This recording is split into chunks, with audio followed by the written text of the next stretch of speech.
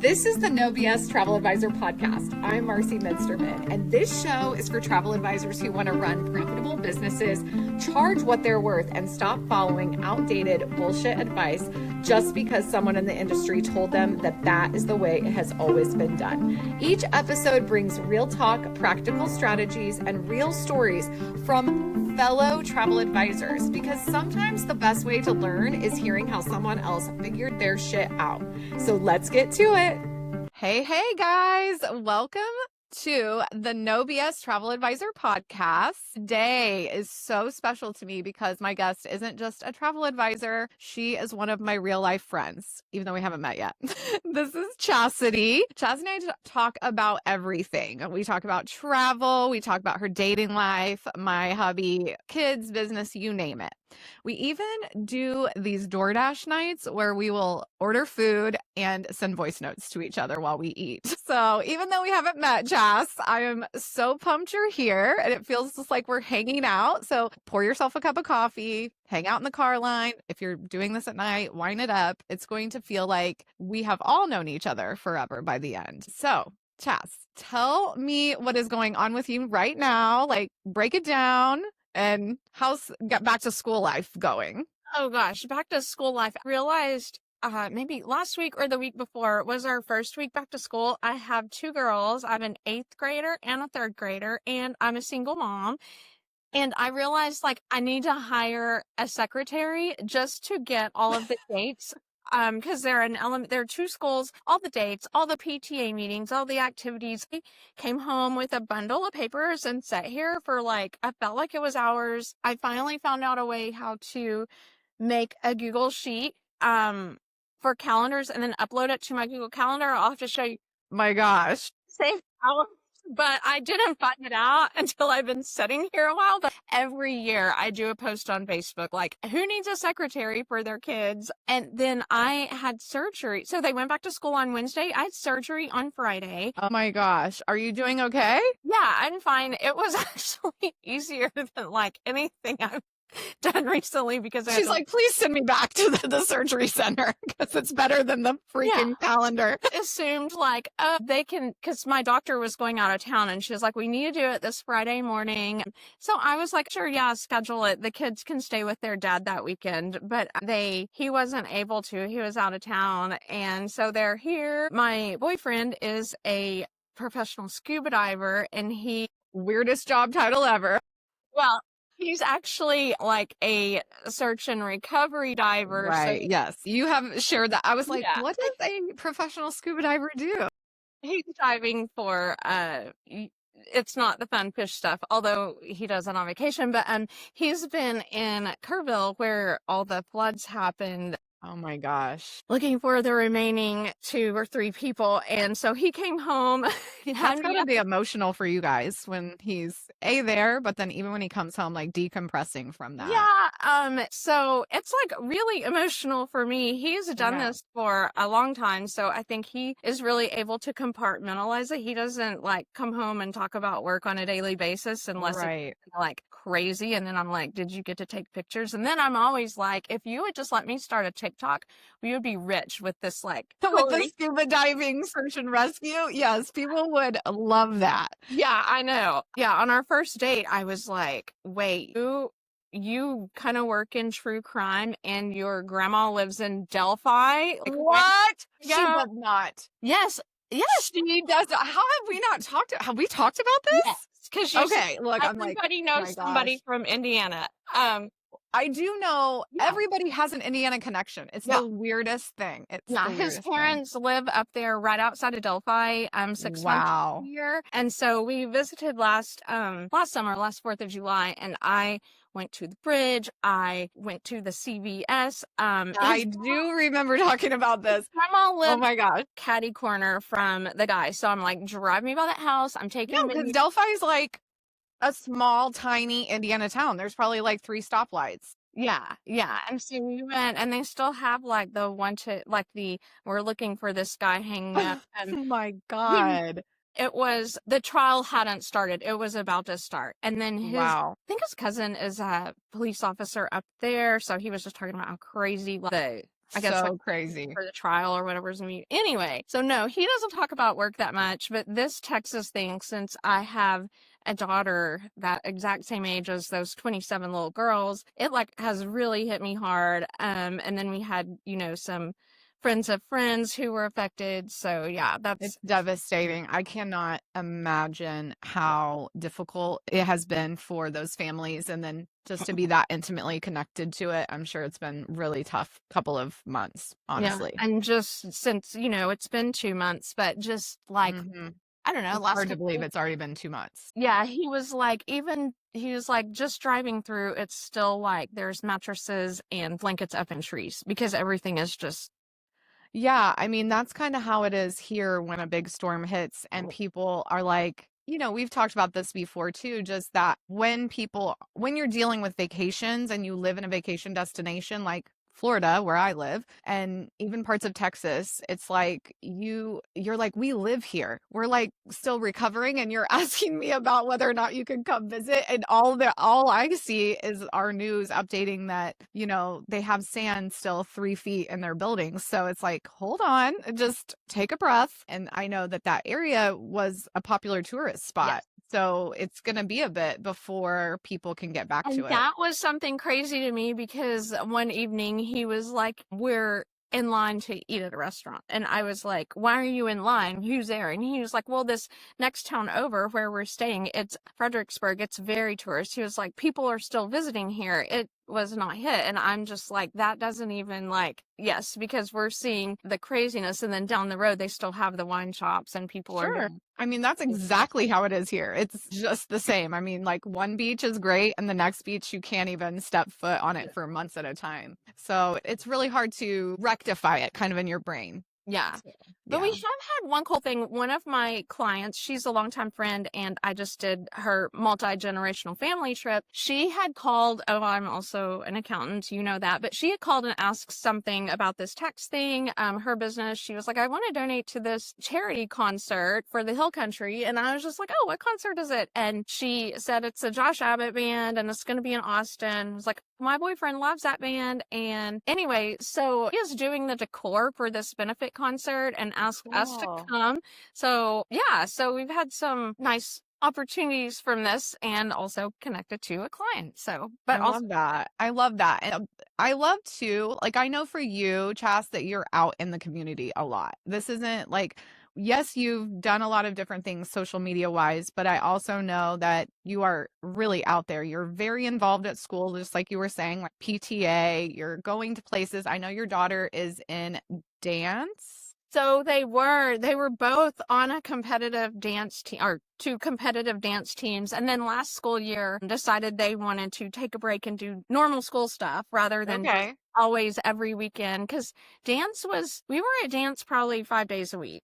And I then remember that. And you were balancing all of that with the travel. But I know that you were able to really get involved in the dance community and have met a lot of great clients that way. So yeah, I love to point out when people are doing different things because I think people forget that those things can lead to incredible opportunities in our businesses if we're willing to have conversations. It doesn't make you salesy to open up a conversation if somebody is asking questions. Tell me a little bit more about just the schedule situation because I know for me right now, like I'm living in my car. I'm in my car like anywhere from 4 to 6 hours a day with two different drop offs, like you, like two different schools, two different counties. So, how do you manage having an accounting firm, running a travel business, being a single mom, living in your car, going to PTA meetings? Like, we need all the fucking tips up in here. okay, so when I first met you, I was also living in the car. And then last July, I got a house where the girls can both ride buses to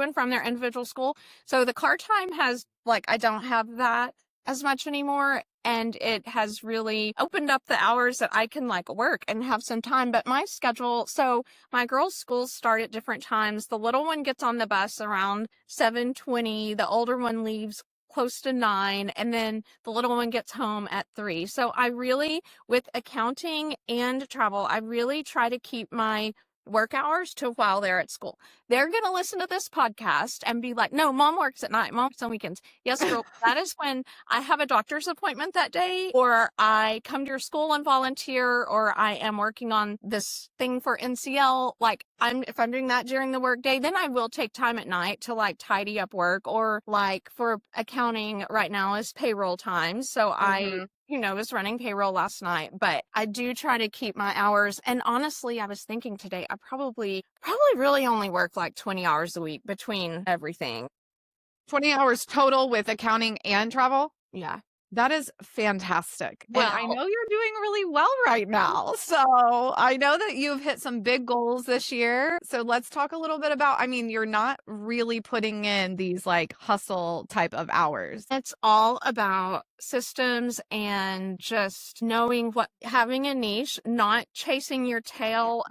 Your proposed to close help with, well, first I'll just say, so for accounting, I'm the part-time controller for a digital media firm based in New York. They've been my client for several years. I am like the controller for a grassroots Catholic nonprofit here in Houston, and I've been with them for maybe right since the beginning of COVID, so a while. And then I am working with another bookkeeper. She has closer to like 20 or 30 clients. I'm her account manager, so Wow.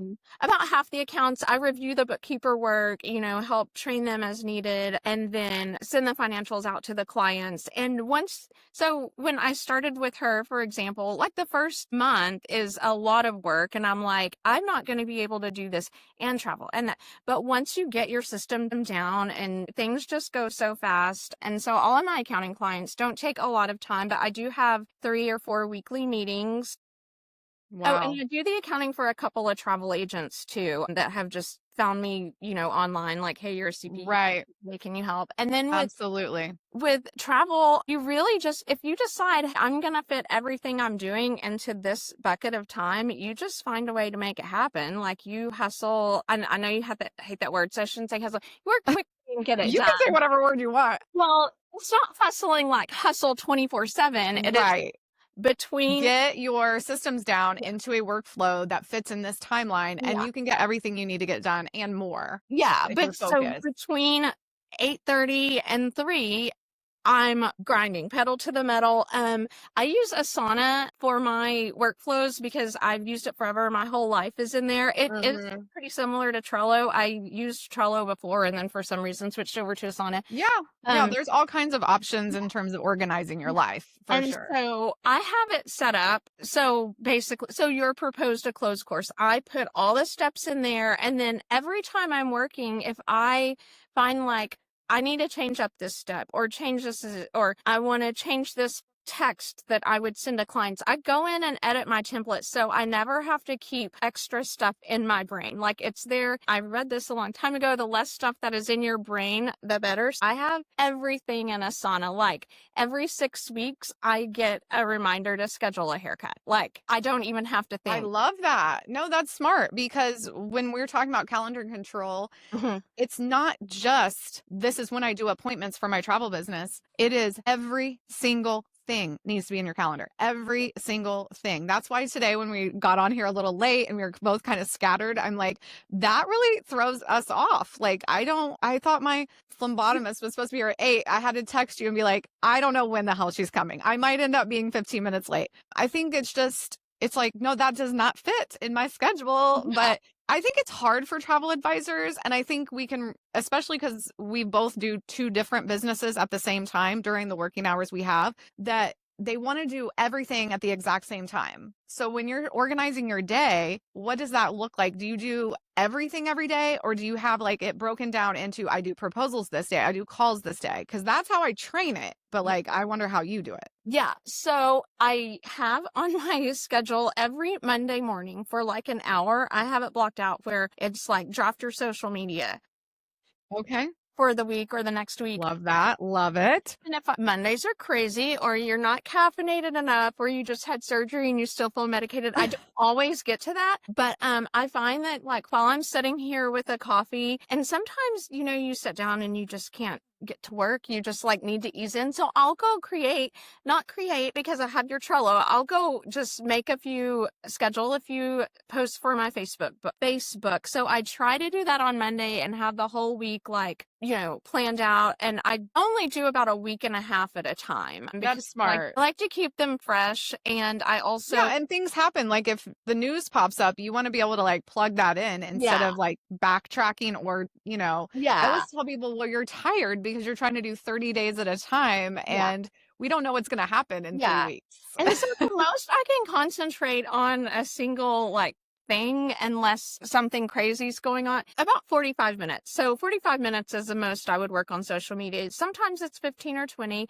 And then I have set days. So Monday is kind of a gather and see what's going to be done for the weekend. I'll usually be addressing, I typically don't log into accounting clients on Fridays. I send reports and that's it. So on Mondays is like my email and catch up and set my week. Tuesday morning, I work on accounting client A. Tuesday afternoon, accounting client B. Wednesday, I have my schedule set up this week. The past couple weeks have been crazy, but I'll only do client calls on a certain day. And then I dedicate like, okay, this day is for travel. And unless I have people traveling, I'm totally okay with when they text or email saying, okay, I'll get this to you Wednesday. Or, this is going to, but like Monday, I was chatting a lot with the current bride that I'm working with because I made her little website for booking and stuff. And she's a nurse. So she will a lot of times text or email at night. And so we'll get to this, but I was on a groove with that. So I was like, I'm going to work on this after my kids go to bed. I'm so excited to get it finished. So, but I definitely have set days.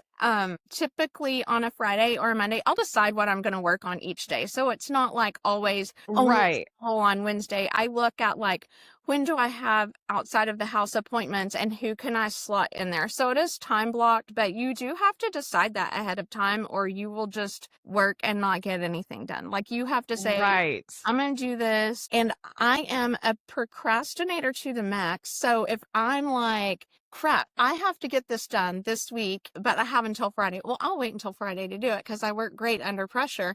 That's not habit, but I know that that's my slot and it has to get done. I love that though, because it really shows that you can be flexible within the boundaries of the time blocks you've allotted for travel. And a lot of people are always like, Marcie, how do you time block? And I'm like, it's not a matter of blocking actual like 15 minutes for this, 20 minutes for this, because our jobs, every single task has its own workflow. So it's like you do have to learn your style, your workflow, and then of course within that decide which days you want to do those tasks. And I think a lot of travel advisors will sit down with their email and they'll try to do email at the same time they're building a proposal, or they'll be doing, their phone will ring, and instead of letting it go to voicemail and returning that call, they'll answer the phone and be on the phone for 40 minutes, and then all of a sudden their whole workflow is thrown into a loop. And then they're like, where did I leave off? And that's where mistakes can really happen. And that's where even someone like me, like everything was in my head. And Mary Beth Lynn is the one that was like, with the assistants at work, she was like, you cannot run your business inside your head. If no one else knows what's going on inside your head, your business is not actually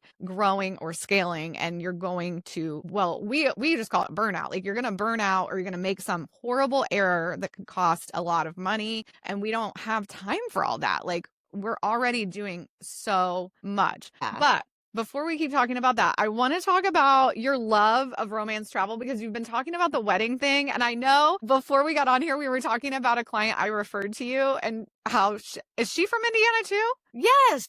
Yes. I mean, so like our crossover is amazing. And I do sometimes pass out some good referrals, because you said she has 30 rooms booked. So when you're managing your weddings, is everything just in a certain flow as well, and how you communicate with her and doing those types of things? Because I know weddings can get stressful, like planning them. I mean, I'm done doing it. Like, girl, I loved doing it while I was doing it, but this was one of the first referrals I gave out after I retired from the wedding sector. The destination wedding sector took me down. I've retired from weddings. Yeah. So, and I remember when I started coaching with you, that very first call we had, I was like, I really want to do weddings and honeymoons, but I am divorced. I'm single. I don't know that I was dating Jared at the time, but I was like, I can't remember. how can like a divorced single mom sell weddings? And you were And like, so, yeah, we had to work through some of that Yeah. imposter syndrome and limiting Yeah. beliefs because you love it. Like, you're so good at it. And yeah, so I knew that's what I wanted to do. And because I still believe in love, yes, we have Jared now, so we're happy. wedding was a destination wedding, but in Telluride, Colorado, not on a beach. And I did that. It was small and not like weddings of today. Like I had a wedding planner up there who handled everything. So, and I love adult all-inclusives. I just love I love working with groups. I love getting to know the couple. And then when their friends and family come in and meeting them, and it's just like a blast. I mean, the last wedding I did, they got married the beginning of August. The aunt and uncle invited me to the wedding when I was I'm on obsessed with this. yeah, booking their flights. And I texted my bride Zoe later. I was like, hey, did you know Eli's aunt and uncle just invited me to y'all's wedding? And she was like, well, what's one more? You know, I was laughing, but they That just is so are like, cute. yeah, we were on the phone and they're like, so you're going to be there, right? And I was like, no, I don't really come to the wedding. I know. People would always ask me the same thing. And sometimes I was like, got really close to my couple. And I did go to a couple of weddings, but I was Yeah. like, I am here as a guest. I'm just going to like sit at the very back table. I know. Some like flight craziness and stuff. So Right. I wasn't there because I would have been scrambling. But yeah, and then I don't even know Alexis and Kaden other than from being on the phone and text with them. And when I set up on Monday, I set up their wedding website and we're still working on it. But she was like, oh my gosh, this is, I'm like, I want to come now. Wait, you set up an entire wedding website. We love this. What does that look like for them? And how does that work into the schedule? So I allotted time for it. Okay, so for the same way that you have a workflow for a booking for an FIT, I make one for a wedding. And 100%. it's a template, and I feel like maybe every time I'm doing one, I'm changing timeline or adding things to it, but it's basically like you have the couple inquiry, you secure the wedding date, you pay the deposit for the wedding date, you get the room block. It's all this. Now they have their room block. They're getting ready to save the dates, and Love that. so I had a website made. I worked with a branding website copywriter. They got it all done. And so my intent was like, oh, I'm going to have her design this template that I can duplicate for wedding websites. And then this kind of snuck up on me like, oh, they need to send out save the date. So I texted her and was like, hey, I have this idea that I want you to make this thing I can duplicate. And she was like, great, we can do it. It's going to be a few weeks. And I was like, crap, they need to get so I learned how. I'll send you the thing. I made it on Canva and it was really easy. Well, wait. Okay. So it was easy. It took maybe 2 hours, but 3 hours. But that also included making like a custom booking form. So they're on the website. They get the information about the rooms and then they click book here. And it opens up one of my Travel Joy forms where they fill out Awesome. all their info. That creates their client profile. So now I'm Perfect. like, I don't know if I need her to make this duplicate thing because I can do it. She Yeah. commanded like my website, but Canva made it really easy. I feel like a few months ago, I asked in your Maximize group, like, hey, does anyone do their own websites? And someone posted one that or sent to me like, hey, I did this one on Canva. And I was like, oh my gosh, that's beautiful. Nice. We love that. So I love sharing, that. I think Melissa Esposito, is that her name? She's in your group. She's awesome. She Yeah. does a ton of weddings. That's like her. Yeah, and she had reached out to me about some other things because she's way more ahead in her career than I am, but she was like, hey, here's some training you might be interested in. She's great. And that's why if you're an agent and you're not in Marcie's little inner circle, actually, it's a huge group now. It is now. It was so small when you and Melissa, like in the early days, I was like 500 agents and now it's over 13,000. And y'all, these are people that I haven't met, and they're like, she's like, hey, I know that you needed an example of a wedding page, so here's this. And it's connected to my website. It's on Show It. And then when my designer made my site on Show It, that's what gave me the idea. I was like, oh, I can have her set something similar to Melissa's, and then I can duplicate it. So all these resources that you get just for being active in the Marcie's free group. Yeah. asking the question, you have to be ready to say or able. I feel like maybe, I don't know, this is some imposter syndrome or something. You have to be like, oh, hey, I do weddings and I have no idea how to do a website. Anyone have an example? Like, I need to throw something. But it's okay. You have to It's be okay vulnerable. that you don't know how to do every single thing that needs to be done for such a huge event. Yeah. My really burning question that I've had in the back of my mind is, do you use propose to close for your weddings? Because we do first and best. And I think a lot of specialists, I know I did this. I would send like 6 choices, and obviously, I don't do that anymore. But how do you work first and best in with a wedding couple? Honestly, I do it just like you teach it. But the more choices you give someone, the harder it is to decide. We all know that. If you've got a choice, a Cheesecake Factory menu is like 42 pages. You're always going to order the chicken marsala. So yeah, I totally use propose to close with wedding clients because Awesome. that's my system. Like, if I'm changing my system for every type of client or changing my workflow from every type of client, I wouldn't get everything done. 20 hours. Absolutely. So how do they respond when I know you tell them, right? So that's the expectation. You're going to get first and best. How do you, when you present it, do you feel like they're okay with it? Obviously you're doing well, but. So wedding clients are a little different in that this is a huge deal and a huge investment. And I do charge a nice fee for weddings. Good. So yeah. Well, they're a lot of time. They're the most time with the most hours at the least. It doesn't always turn out to be even minimum wage sometimes. Yeah. And if I wouldn't feel like sitting here and working on a customized wedding website if I didn't have some kind of payment up front. I would be so depressed because this couple is not getting married until next May. Okay. So yeah, that's a while from now, obviously. That's how weddings work.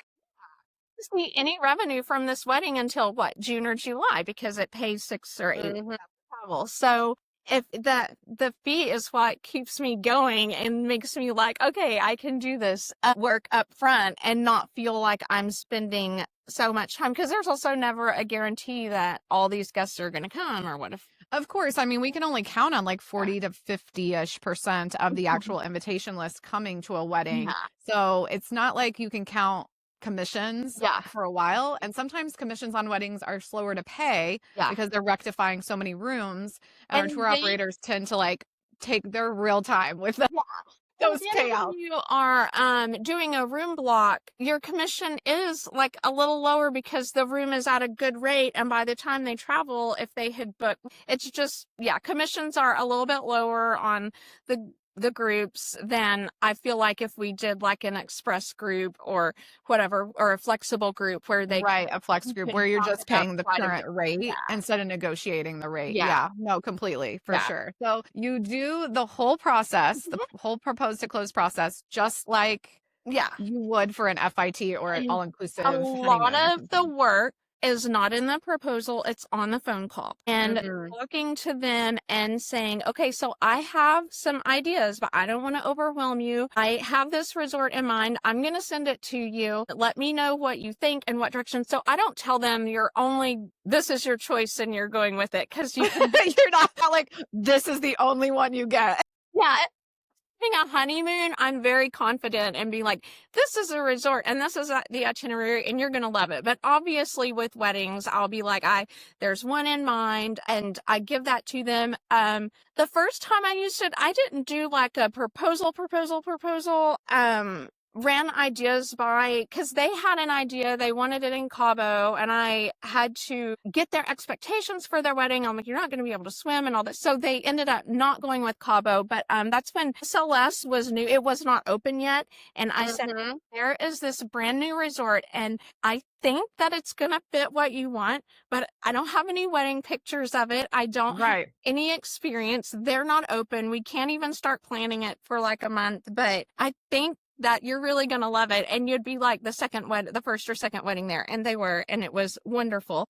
Nice, girl. That's kind of hard to pull off when a brand new resort opening that's very anxiety ridden. I couldn't even show them pictures of here's what a wedding would look like here. That is just awesome. had to say, look at these photos and cross my fingers that it's not like an artist rendering of the area. Right. And then also just having a laid back enough couple to make that work, because obviously a lot of clients want every single detail planned out before they go. And if you don't even have anything to visualize, you know, you're just kind of like, this is about where it'll be. And of course they are doing the artist rendering. So that's awesome that she was so go with the flow on that. Yeah. And then, so this couple, and some couples come and they have researched and they know which resort they want.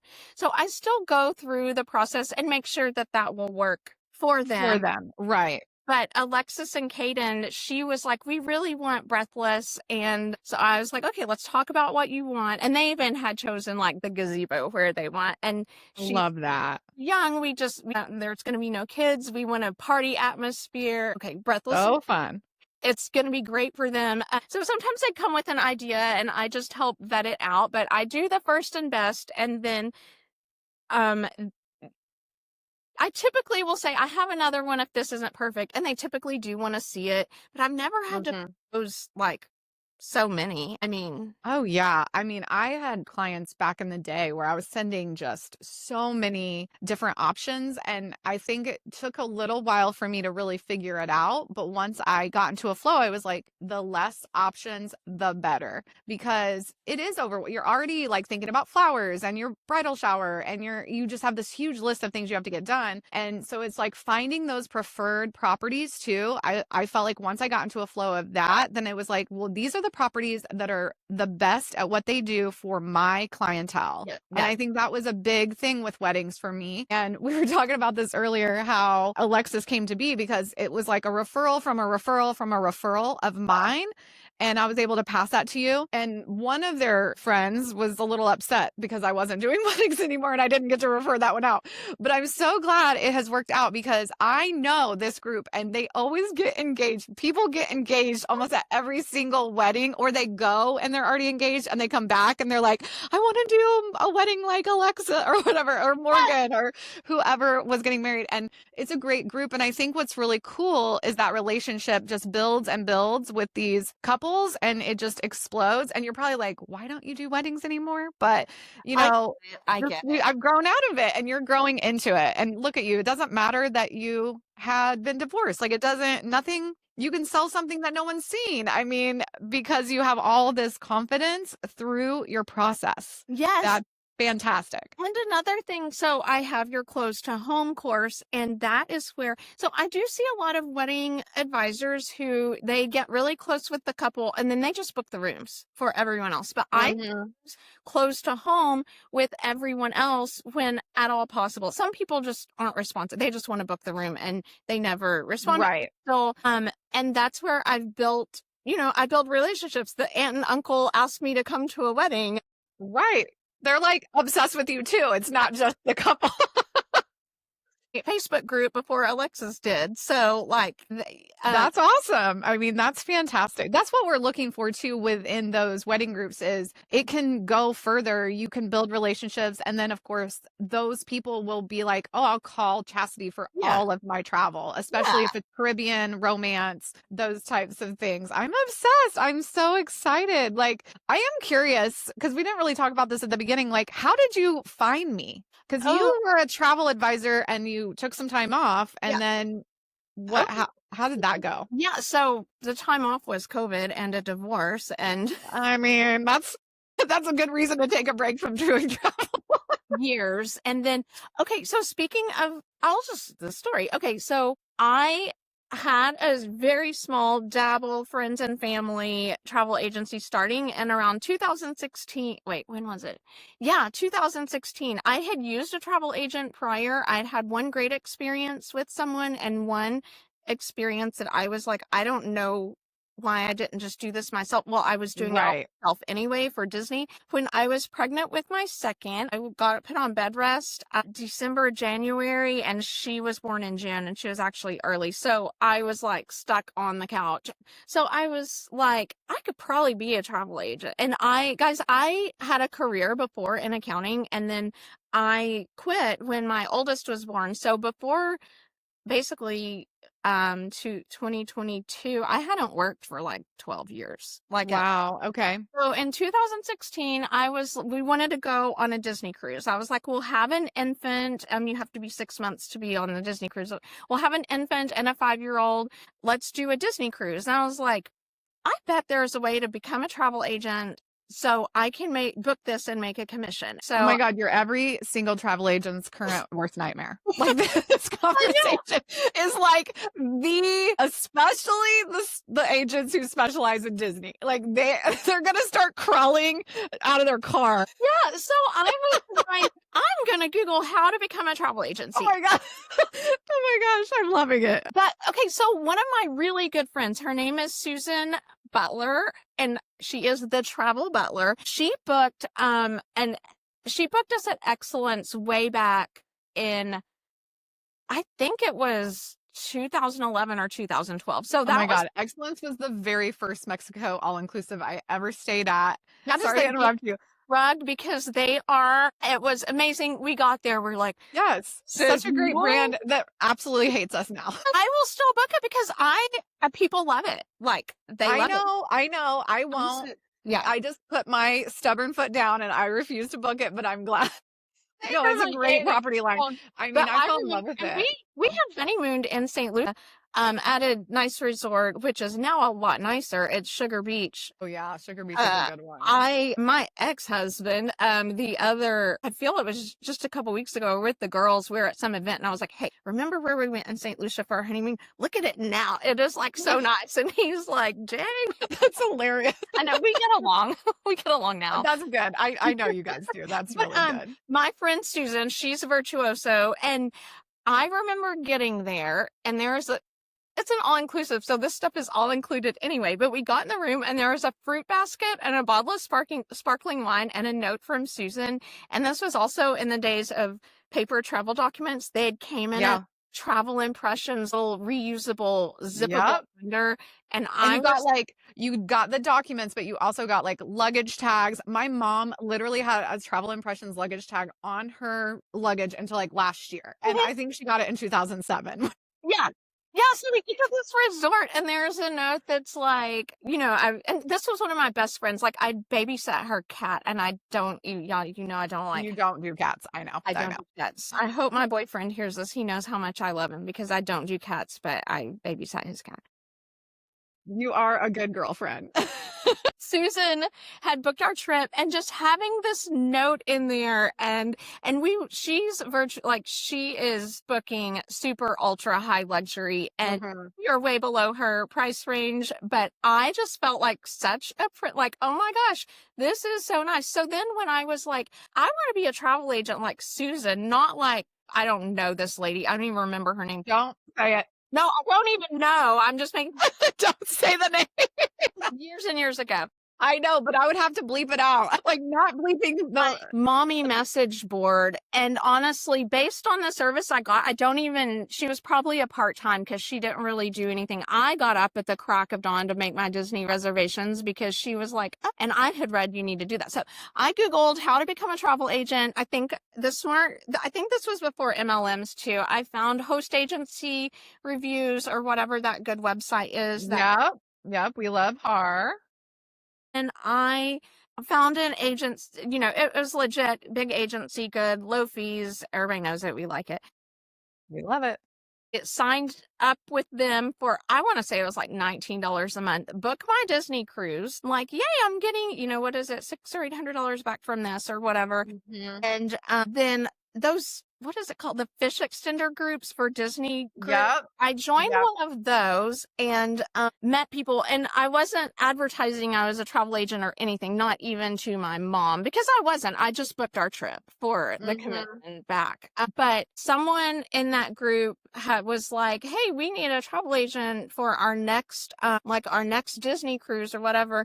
And then I ended up running into her and meeting her on the cruise. And Okay. we also had little girls who were in dance, and we chatted about that. And she booked a Disney cruise and listed me as the agent. So that was my first client like Oh that. my God. I love this so much. It's like accidental travel agent.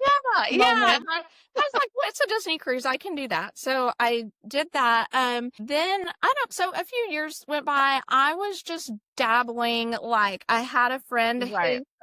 his wife, his family, his sister's family, and his parents would do a big trip every year. He liked to book on Expedia because he got the point, like, apparently you get points for Expedia. Oh yeah, it's like you do. Yeah. And Hotwire's like that, and book like hotels.com has a club. Like, you can get like the 10th room free, stuff like that. He was like, I need help finding a resort. I'm like, I can book that for you. And he was like, no, I'm booking it through Expedia. And I was like, well, pay me $250 and I'll tell you what resort to go to. I am obsessed with this. Wait, this was what? This was what year was that you were like, I'm going to charge a fee? 2017. I'm obsessed because we were definitely not on the fee train back then. Like, most of us were not charging at all for anything, let alone for just giving the name of a property. Yeah. I love you, Tess. You're like so ahead of the game. I can't even remember. I might have told them to go to Finest. I can't even remember, but they went, they loved it. Next year rolls around. His wife said, hey, talk to Chasity and get her take on a resort. And he's like, no, I don't want to. And he booked something. I want to say, it might have been Because he didn't want to pay you again. He didn't want to pay me. And we were good friends. We texted. I am obsessed with this. But he's like, I'm just going to book this, whatever. And I was like, you're not going to like it. You're not going to like it, but you go ahead and do that because I'm not giving you my advice. On the vacation, he texts. He's like, yeah, Alyssa just told me you're paying Chasity next year. I'm obsessed. So do you still work with them? No. We Okay. kind of lost touch. Well, because obviously you did have to take that break during COVID and the divorce. So when did you come back? Like, I'm so glad you came back for you too. In COVID, so I had started an Instagram and I followed some wedding planners and would comment on their Instagram posts, and someone just hired me to book their trip to Ireland from that. And when did they book? Before COVID. And before COVID. Okay, got it. Sorry. So I kind of ventured into social media. So COVID comes around, that quarter was the first time I was really doing this like as a job. I was like, I can actually make some money and I have clients. I had a $20,000 Royal Caribbean, one couple booked. COVID, everything, like, they canceled. Nobody was like, we're moving this, we're canceling. And then, so I canceled those. COVID was so depressing, girl, especially if you're full time and this was your only job. I mean, it was the most fucking depressing time. Right. I think I canceled like $700,000. Yeah, I cannot. Oh my God. I luckily was married at the time, and my husband was a breadwinner. This was just going to be like my fun play money. It's still depressing. It's like, it was, and looking at it like, where am I gonna, and you still have to do the job. You have to process the cancellation. You had to remove it from your books, follow up. The one that really got me and made me just like, I'm not doing this anymore. It was a referral from a friend. She said he was a younger couple. They were in their 20s or 30s at the time, and he had a brain tumor, and they GoFunded me a trip for him and his wife I think they were just driving into New York City and staying for a bit because he couldn't fly, and they asked me to plan it. I did that, and it had to cancel for COVID, and they didn't get to go.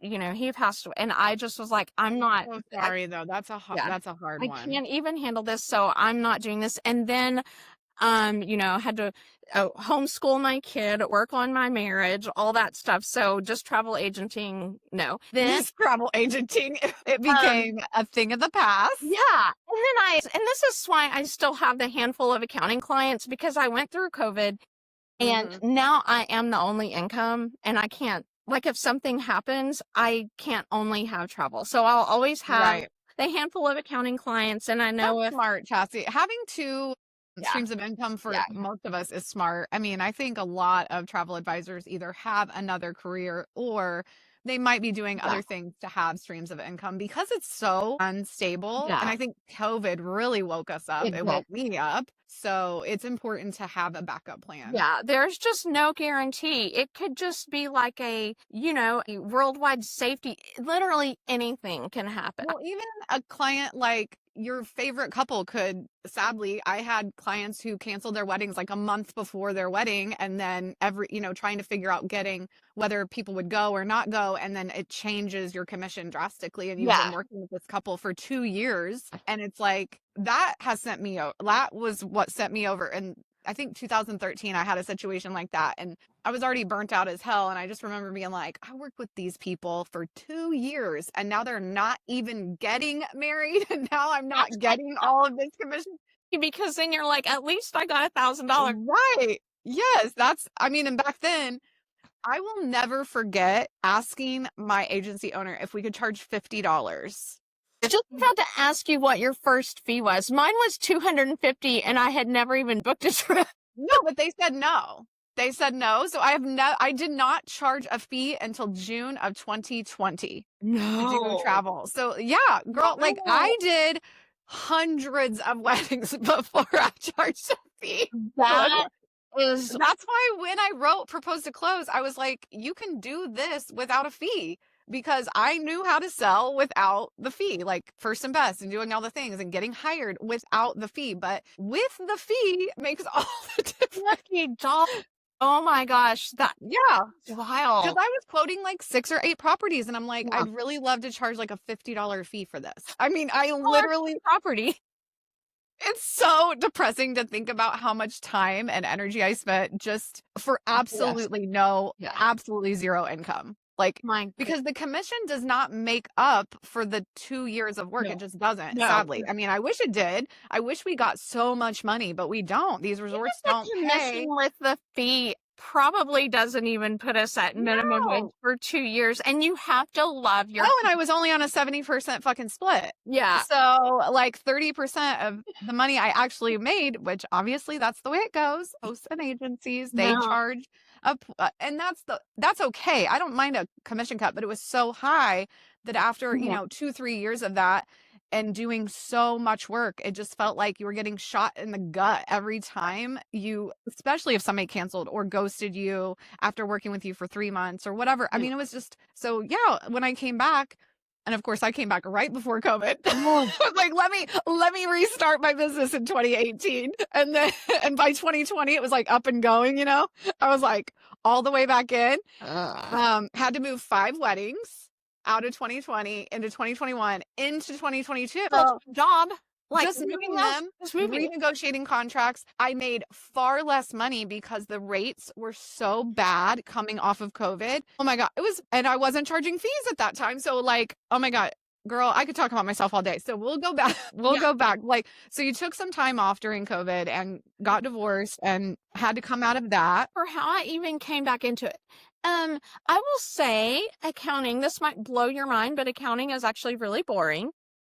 I'm shocked. So long, and I'm so familiar. Like, I'm meeting with them every week and going over everything. So I'm so familiar with it. There's no creativity in accounting because you go to jail. It just felt like I needed something, and I was single, but I guess I didn't really have like a hobby besides working out. And I feel like I've discovered lately, I think I'm just very entrepreneurial minded. Like if I'm in love it hobby, if it's going to be fun, if I can travel, if I can meet people and make some money, why wouldn't you do that? Why wouldn't you do that? Why would I make a craft or something that is just going to be junk in my house that I'm not going to use? So I was kind of, let's see, what? I did. I signed back up with that first host agency maybe, but I was still like, it was more just like, I'll just work with my friends and family some. And, so this is crazy. Dance World. Dance met a friend who I was like, she was sitting there. She's like, hang on guys, I'm on my laptop. I'm working on some PTA stuff. I'll be with you in a minute. I'm like, I'm on our PTA board too. I was like, is that like, your volunteer work? She's like, well, I'm a travel agent, but I'm a retired CPA. And so we were like bonding. Oh my God. It was like besties in the moment. I stayed in touch, and the girls she and I, we had another mutual friend, but this mutual friend was like, hey, did you know that Amanda filed for divorce on the exact same day that you did? And that is so fucking weird. So I called her and she's like, yeah. And so we became buddies. And then I was like, I used to be a travel agent. This is crazy. I booked a vacation for me and my girls through her. Okay. Then I was like, I'm just going to fire mine back up because I still have some of these old contacts. Like I've lost some of them, and plus the fee for outside agents was like so low. It's like $29 a month. Yeah, it's really affordable to be with OA. I'll do this. But Amanda is one of my best friends. We say we're Thelma and Louise.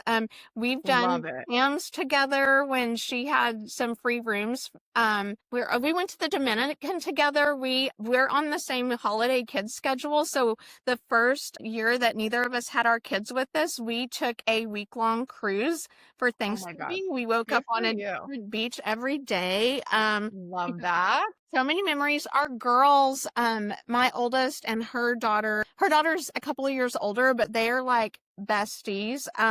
There are times when Allie will text Georgia and be like, OMG, your mom's over here again. I love it. I love it. It just has come full circle for you, really. Like travel just kept coming back into your life. Like you were not getting away from it. And now look at you. On Facebook one day, just browsing, and Outside Agents has a very active agent Facebook group. And so when I'm just I had been in there, so browsing on my normal thing, it came up like it says maximize. What is the name of your group? Maximize your travel advisor business. Build a profitable TA career. Yes, That's the whole thing. If you need to Google it, it'll come up though. It'll come up if you just put in maximize travel advisor. It'll pop right up. Yeah. It came up on my phone as like a suggested group, and I sent it to my friend. I was like, hey, I'm going to join this group. I don't know if this girl knows what she's talking about or not, but talk about imposter syndrome. When I started that group, I did not want to start it. I was like, who is going to join this and like listen to anything I have to say? I got in there and it was still small. It was like 2020. What would that have been? 2023? 2023. It was early 2023. And it was before I launched the Facebook group. I mean, the Facebook groups course. Yeah, you did. Launched it first. And then I was writing and finishing up the course to sell it to you guys. I was like, I'm going to build this little group and see if I have any interest in this little thing I wrote. And I know it works, but I didn't know if anybody would give a shit. Just a couple thousand people when I joined, probably. Yeah. I know Laura was in there, and then you started selling your course. And then so I had an idea that this girl knows what she's doing because I saw Maximize growing, and I knew I was like, there's some like cadence or timing to her post and like what she's doing because the way it's going, and I want to know what that is. But I was like, I'm not ready to have a Facebook group or pay for a course right now. I think my divorce probably hadn't finalized. It takes like a year to finalize and get like access to all your financial stuff. Right. On hold until anyway. So yeah, I was like, I'm not spending any extra money because I'm not making money at this yet. And then Melissa Esposito's group came up as a recommended group, and I just clicked on it to join, and we didn't know each other, and she let me in, and I was like, she's got something like she's doing the same post too. I don't know what's going on. And I was actually active in her group. Like I would comment on her engagement posts and stuff and chat with people. She never followed the rule of not letting other TAs in her group. She was always like, it's a community. I want everybody in. Like, I'm not in now, but I did. It sold me on your group. And honestly, I wasn't there to like steal her clients or anything, but I was like, when I commented, and I know what an algorithm is, and I was like, it's building her group when I'm in here. Right. So at some point I bought your group's course, and then it must have been early in the year because you're like, I'm going to do one-on-one coaching. And I just took a leap of faith and signed up because I was like, Marcie has experience and she knows the industry, and she's doing something right because this group is growing like crazy. So I was like, I'm not spent this much money on something, but I'm going to do it. And then that was history. And turns out I love it. doing. Can I tell you something? I don't know if I've told you about when you first signed up, when you applied to coach with me. First of all, I was slightly terrified of you because there are a lot of people in my group who comment, but you would always comment just in a very direct tone, which is super hard to pull off because people take it the wrong way all the time. And I had gotten a few messages about your comments where people were not very happy about your comments. And I would be like, no, that's okay. Like, you have to have a little bit of a backbone to be in here. We're not mean. She's not being mean. She's just telling you the truth. And just because you don't like to hear the truth. But I remember when you signed up, I had texted Miranda and I was like, Chasity signed up. She is scary. I don't know if we're going to mesh because we're both like super in your face. And I was like, look at some of her advice. I get complaints about her advice. That's crazy. I don't even remember who it was. It was that long ago, but I didn't ever want to tell you that because I didn't want you to change. But I'm having this memory flashback of telling Miranda I was slightly terrified to say yes to your application. I was scared because I was like, we could really butt heads, but I'm hiring her as my coach, and I don't even know how to describe it, but when I'm hiring you because you're direct and because you're going to tell me what to do. I don't need someone to mom and nice me. I need exactly.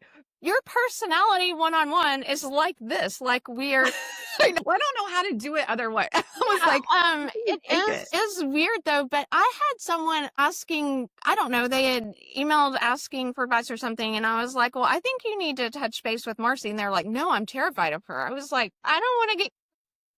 She has never. I literally respond to every single DM that I get.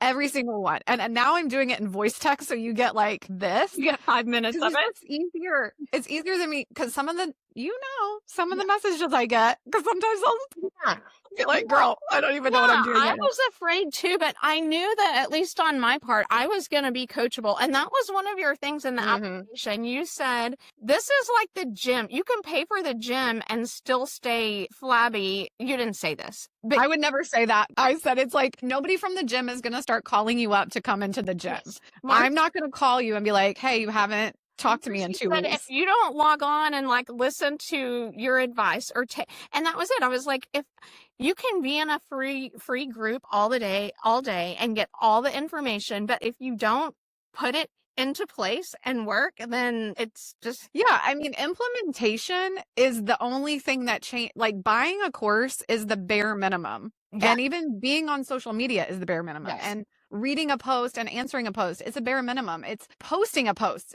Miranda said that last week. She's like, some people think just posting something one time is supposed to convert, and posting to post is literally the bare minimum. And so we like got way into that, but it's like, if you're going to invest in yourself and you're going to invest in this course, I mean, I had to go live and propose to close last week because people will message me and say, I haven't finished the course, but I need help. And I'm like, please go fucking finish the course because I answer all of your questions. And the one thing about you, Chas, is you've always done everything I've ever asked you to do. So even though we both are very direct, it's like, well, you're not going to have results if you don't try the thing I'm asking you to try.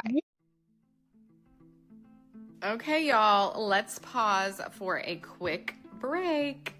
If you are sick of spinning your wheels on social media and want a real way to grow your travel business, the No BS Facebook Groups course is exactly what you need. I have been running my business 100% inside of my Facebook group since 2018, selling $600,000 to $1 million in gross sales a year, working just 20 hours a week. And now I'm teaching you how to have the social media business that grows your network and brings in your most aligned clients. This self-paced course is built specifically for travel advisors, covering everything from starting your group to boosting engagement and connecting with clients using my proven 3-pillar strategy. Plus, you'll get access to my members-only Facebook group and reusable content calendar through Trello to jumpstart your business. I know you're ready to ditch the social media hustle. Grab my course now, and don't forget to check the show notes for an exclusive coupon code just for my podcast listeners. Okay, now back to the pod. You can't pay for the gym, stay at home and watch TV and get a 6-pack. Correct. Like And your business isn't going to change unless you change it. Like I say this all the time because somebody asked me, I think it was even a couple weeks ago, they were like, I bought your course in July and I'm not having results. And I was like, okay, well, where are you at? Like I always ask questions like, where are we going? And she's like, oh, well, I've only finished up to module 2, but I tried it once. And I was like, what? You haven't actually finished it. You haven't done it. You tried. I really care about your success. Like I care so much, so much more, I think, than regular coaches. Yes. Because I never abandon you. You can message me, you can post all about it. But if you don't actually take the investment seriously and actually do the time. And even right now I have like, you know, my wait list open for a new groups course. And it's like, okay, I can't come to 5 of the 6 calls. Can I be on the wait list? I'm like, no, because this is how we're doing it. Like, if you're not on the calls, you're not actually taking the course. And there's only 44 spots. Please don't take someone's spot if you're not going to show up. I'd be disappointed if I joined and I get on a call and there's only 4 people there because we're supposed I'll lose it. I will fucking lose it. But yeah, I mean, and that's one of the things, you know, you and I would always talk about just your value and how, and this is, I really want to not miss this in the pod today. Like you and I used to talk about your dating life and how it was like almost exactly like you would come in and tell me about something and I'd be like, oh my God, it's like travel. Like you have to set a fucking boundary with this dude. Dating is like sales, and Marcie and I would go back and forth on text all day long being like, oh my God, another dating is like sales. And I hate that they were voice texts and we didn't write them down because I know we have missed out on that time of our life, but it's true though, because you're in this moment of like trying to get to know somebody, and if they don't take you seriously, if they don't, you know, if you can't set a boundary, or if they just want to take you to coffee and not to dinner, it's like, well, girl, maybe they don't really have the money to be dating you. And now we just take that energy into travel. Like if they can't value your time and your energy, then they're not the right client. On some mindset podcast a long time ago, it's actually, some of their episodes are really great. It's called To Be Magnetic. And they had always said that your love life and your money or career life, they grow in tandem. And it is all about like recognizing your worth. And when I started putting my foot down with red flags on Bumble, I started being able to better vet what I was doing in work. Like once, it's like building a muscle of setting boundaries and telling people, no, thank you. Or thank you. I think a lot of people fear that boundary setting is like mean or how it's presented, but like what's really great is it doesn't have to be that way. Yeah. And like we can set a boundary through our travel conversations, through dating, like without being a bitch, basically. And so that's actually a skill set I teach in Propose to Close, because so many people get so freaking mad about the random DM. And I'm like, be so grateful for the random DM in travel, because it means they know you're a travel advisor. Check fucking mark. That means you're doing something right. And they want your opinion, which means in some way they believe that you know shit. So at that point, if just because they rolled up doesn't mean you have to give everything away. But when you do give someone the benefit of the doubt, which sometimes in dating you have to as well, right? Because it's like, I don't know you. I don't know how this is coming across. Always. It's like, yeah. I mean, I haven't dated in years, but I remember like sometimes you just have to be like, that's not for me, but you're a great person, like on with the next thing. But I think people get so frustrated because they're like, I'm not working. Marcie says not work for free, so I'm just not going to answer. I'm going to go. I'm like, no, that's not what I said. And so that's where help and release came in for me. Like, I do not do the bless and release. I don't understand it. I'm like, no, we help them and then we release them in the most casual, kind way. Like, it doesn't have to be stressful. It needs to take less than 30 seconds. You send you get a message and you're just like, this is not for me. I'm not doing this. Yes. Totally fine. Not a big deal. That part is fine, but take a pause and then come up with some response where you're not burning the fucking bridge down. You know, Because they might know somebody, and I don't mean to be like, sorry, I keep interrupting, but like, I don't mean to say, no, like they're not the right client for you, or like, what if, because I don't believe in the what if either. Like, who gives a shit about what if? But being the best version of yourself as a travel advisor is giving something and then saying, but this isn't right for me. This isn't right for my business. However, here's a little helpful tip, advice. Here's an article. Here's a podcast. Here's whatever. And then saying all the time. Yeah. Right. And it doesn't mean you're just being like, we're not just blah, like we're not telling some, if you get a red flag, it's like, okay, that's not for me. So I'm going to go try swiping left one more time. And I had actually written this down. Dating is like sales. Know your type. Like, know your type. Oh, I love that. It's niching. Yeah. So know your alarm client. Yeah. So I'm trying to think, I can't, now that I have a boyfriend, I have a type. Okay. So I'll just say this. Every blonde haired guy I've ever dated in the past has not worked out, and that's fine. Work better for me. So we'll just use that as an example. They're my type. I need the tall, dark, and handsome. In travel, I need to know my type. I do this help and release weekly, multiple times a week. I do book St. Lucia. I love St. Lucia. I got a DM the other day that was like, hey, we're trying to do a really budget-minded honeymoon.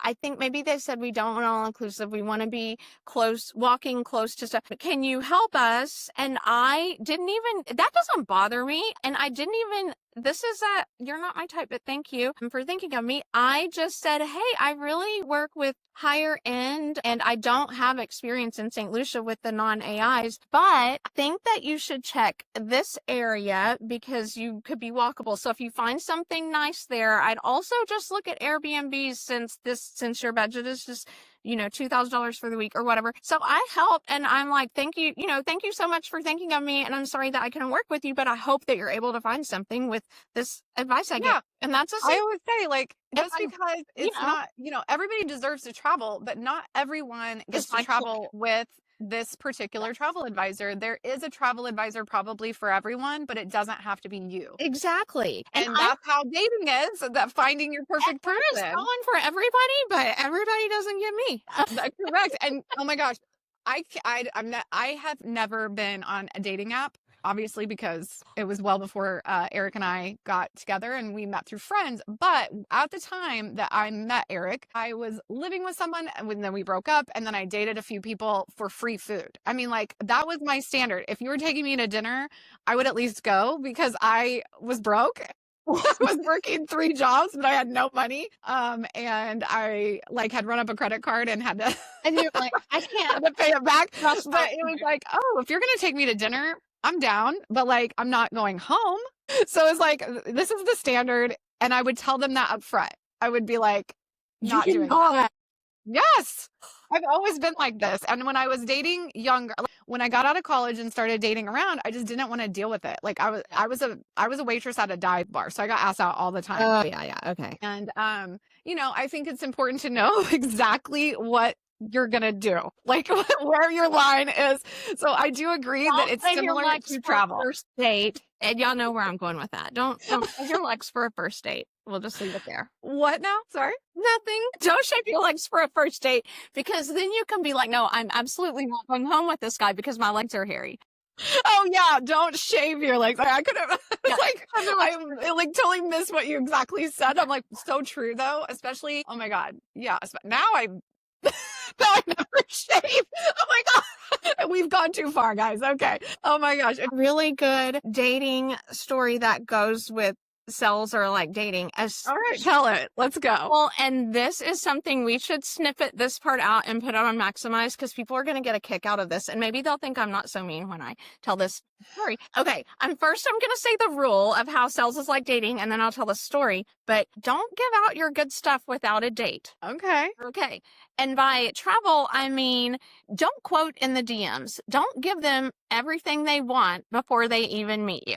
They need to. We love the freebie tip. On your calendar. Get on your calendar. And, okay. So for dating, So I had a single friend. It was not Amanda, but I had a friend at the time. She was also single, and I was like, oh, I have a date with this guy coming up this week. And she was like, oh, let me see. And she's like, oh, I went out with him. Where are y'all going? And I named one of the nicest restaurants in Houston. And she was like, how did you get a date there? He only asked me to meet him at Chipotle for lunch. Oh my God.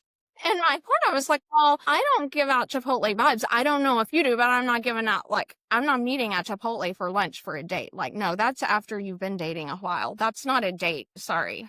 That's like we haven't seen each other in about a few days and I just want to have a quick lunch with you after we're invested. Yeah. Yes, that's when you're dating and he has seen you with no makeup and you just go grab Chipotle. So I was like, oh, well, I don't know, maybe the schedule. I think there's a few things that play into that. But on this date, I'm sitting there. Also, I don't eat steak, but it was a really nice steakhouse. And I had said, I don't eat steak. I don't eat beef in general.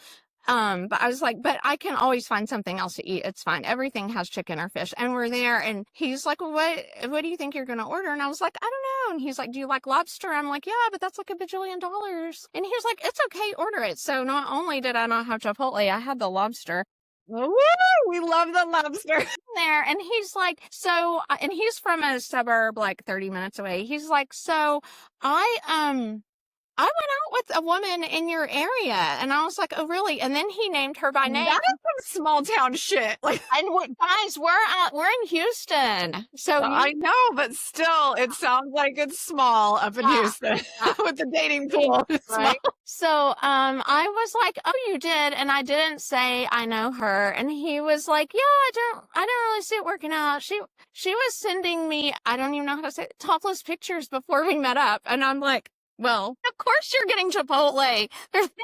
So you did give it away on all the DMs. So don't give it away in the DMs. Take you to the steakhouse and order the lobster. Oh my God, that's amazing. But it is such a point. So that's knowing your value. You don't just give people all this, boyfriend material when you have not even met them yet. Right. And I wouldn't sit there and chat with people for more than a week without a date. I'm not here to waste time. I'm not going to sit there and text with someone for a week about their trip if they're not booking it with me. I'm not right there and be your Bumble entertainment if you're not taking me out. And that's right. So, well, and I think it just goes to show that a lot of this stuff I think boundaries alone has not been discussed enough in travel.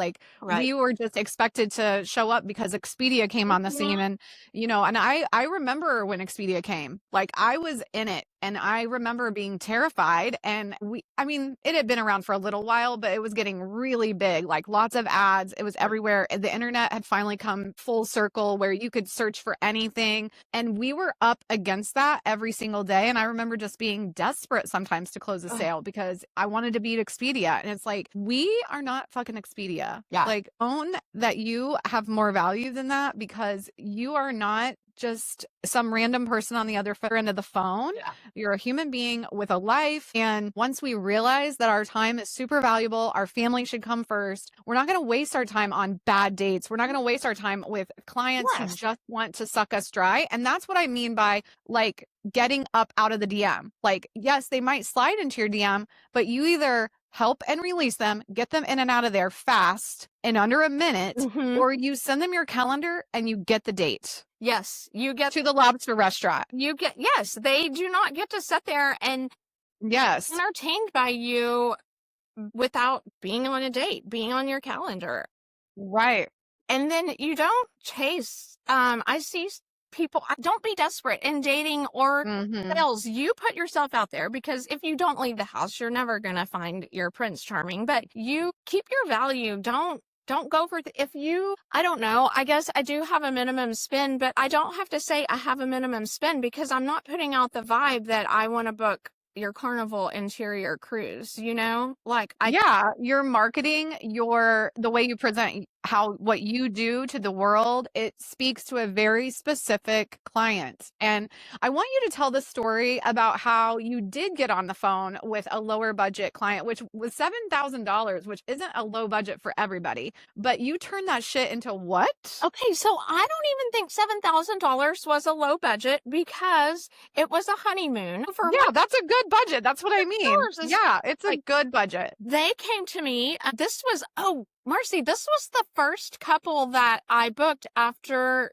like one-on-one coaching. They contacted me like within that first, actually, maybe this was before we started one-on-one, but I bought your Facebook course. So I was like realizing my worth in dating and sales. Yes, this couple, they wanted a honeymoon in St. Lucia, $7,000. And at this time I wasn't doing the first and best, but I made a proposal and proposed Royalton, The Secrets, and something else, Calabash or Coconut Bay. I proposed it to them, and Calabash wouldn't have come into that budget. yeah, I don't remember what It I was probably Coconut Bay. gave them. I love me some Calabash though. Yeah. And I think it was Coco, because you are the one who told me Calabash was great. And I remember running this by Amanda, and she was like, I don't really love coconut, but it's in their budget, whatever. So I sent it back to her, and I did do the video proposal because I knew about, did the loom proposal. I sent it back, and she was like, we are really wanting a little private plunge pool or something. And I was just like, that's not $7,000. Girl, like, Yeah. we're not getting a private anything for Yeah. $7,000. So she said, let's check out Secrets. And I was like, well, not Do you mean Secrets, sandals. Okay. I was like, wait, Sandals. Secrets isn't there yet. Yeah. And I hadn't booked, I don't know that I had ever booked sandals. This might have been my first sandals booking, but I was like, we can look at it. And I was like, you might be able to get in at Sandals. There's 3 resorts there, but I went and I found, here's what you want, but it costs $14. I said, okay. Love it. So I love it. And that was because of that experience, I think maybe if that hadn't happened, when I learned from you first and best, I probably would have been skeptical. But since that had happened to me, actually, I just looked at this. They spent $16,000 in the end, not $14. It was 16. Wow. So we went from 7 to 16 on one trip, using some of those skill sets of just, this is how you have to explain it. It's not, you didn't make the price of that plunge pool. We did not. Yeah. I create that. This is what you want. You're wanting this plunge pool. And I think that they didn't even get a plunge pool. I think it was sold out. They ended up doing a swim up, but we want the Butler. And then, there's 3 resorts in St. Lucia, 3 Sandals right there. So I just had to say, like, this is the one that you would like. This one's mostly golf. I'd asked someone about the vibe, but then I knew, like, if you tell people this is what you asked me for and this is what it costs, they can take it or leave it. Your feelings can't be hurt if they don't want to pay for it. It's what they wanted. I'm not going to walk into a car lot. A car is a big purchase. Let's say jeans. So I like these jeans. They cost $300. I can't walk into Nordstrom and be like, I want this fit. I want this brand, but I only want to spend $100. They're going to be like, well, they're $300. And if you want mother jeans, you're paying $300. Right. And they don't get upset if I'm like, no, not today, or let me wait until next year. We can't. We have to release the outcome of the presentation, right? Because otherwise we are like, oh, what did we do wrong? What is this? What is that? It's like, well, you didn't do anything wrong. It's people genuinely have to look at their life, their choices, and make the best choice for them. And that even goes, I always get a little like when people are like, we're not competing. No, we're not competing against each other technically. But if a travel advisor doesn't mesh with a client, that client has every right to look for another travel advisor. Yes. And whenever people say, oh, I always tell them if they're already working with someone or they've already asked a travel advisor, they should go back to her. And this is a controversial statement, but I think that's complete bullshit. If somebody comes to me and says, hey, I have a travel advisor, it's not really working out, because it has happened to me. Yeah. I'll say, okay, well, what doesn't work out? Like I might dig a little deeper to find out, because sometimes it is a client issue, but at the same time, it's just like anything else. Like I've changed my hairstylist 3 times since I moved to Tampa because of many reasons. And most of them are not personal. It's because the distance to my house. It is because I really want this very specific cut and I know she's a specialist. Yeah. It's like, we can't just say like, oh, you already have a TA, I'm not going to work with you. That's crazy to me. That's crazy talk, because it's not personal if somebody doesn't click, like, or it's not personal if you sent them something and it just wasn't quite right. And so they don't trust you anymore because you're not actually asking those questions. And if you're doing what you need to be, It's like dating. if you're doing what you need to be doing, it's never personal. It might be that you're not a good personality fit, which is fine. You don't want to be paired with a client who has an opposite personality of you. And just like dating, if you're using Marcie's courses, I don't know, maybe there are other stuff out there, but if you're hitting the touch points and you're doing what you need to do in that proposal and your consultation call, if they don't book with you, it is because they didn't think it's a good personality fit, or it's the price. Like, there's no way you're giving them exactly what they asked for and they're just like, no, not today. And I feel like if you did something so terrible that made them not like you because of you, you would know.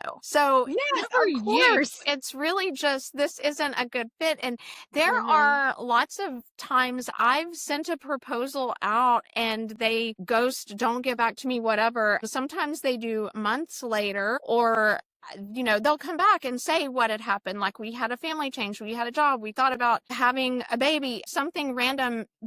None of those are personal. And at the time I would think, oh, they didn't like me, but no, it's not they don't like you. It's typically having to do with money, because any kind of travel is a luxury.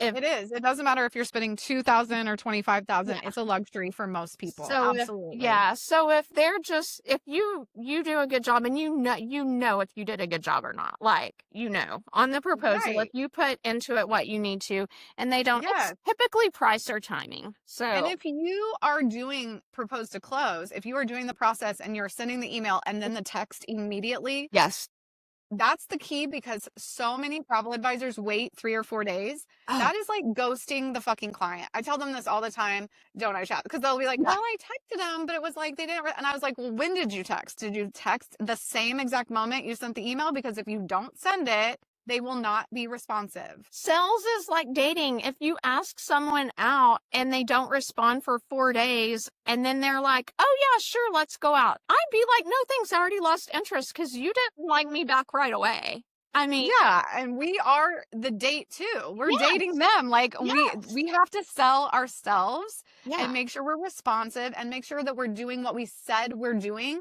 And if you do the process, if you're on the call, you're having that conversation of expectation. Like, I'm going to send you first and best, and then I'm going to send you a text to make sure you got it. And if you're explaining all that, I think it's just that specificness, right? Like when I was saying earlier, like, not on the first date, not going home. It's like, be so specific, because I don't want to waste your time, and I definitely don't want to waste my time. So I think like this is so powerful. I feel like those are your 3 free things, but they're not. What are your free tips to travel advisors who are listening right now that they could get off here? They can take their coffee cup, go home, and do something right now to change their business. Okay.